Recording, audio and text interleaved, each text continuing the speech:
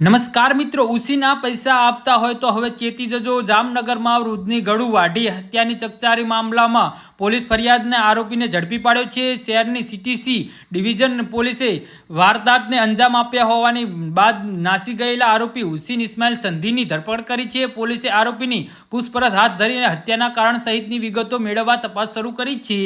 જી હા મિત્રો, પોલીસે તપાસમાં સામે આવેલી વિગતો મુજબ આરોપી હુસેન ઇસ્માઇલ સંધીએ મૃતક ચંદ્રસિંહ મેરુસિંહ રાઠોડને હાથે ઉસીના પૈસા આપ્યા હતા। આ રૂપિયાની ઉઘરાણી કરવા માટે આરોપી ચંદ્રસિંહ રાઠોડ પાસે પહોંચ્યો હતો। આ દરમિયાન બંને વચ્ચે રૂપિયાની લેવડ દેવડને લઈ બોલાચાલી થઈ હતી અને મૃતક ચંદ્રસિંહ મેરુસિંહ રાઠોડ આરોપીને રૂપિયા આપવાની ના પાડી હતી, જેના કારણે આરોપી ઉશ્કેરાઈ ગયો હતો અને ગુસ્સામાં આવેલા હુસેન સંધીએ છરી વડે ચંદ્રસિંહ રાઠોડ પર હુમલો કર્યો હતો અને હુમલો એટલો ગંભીર હતો કે ચંદ્રસિંહનું ઘટના સ્થળે જ મોત થયું હતું। હત્યા બાદ આરોપી ઘટના સ્થળેથી નાસી ગયો હતો।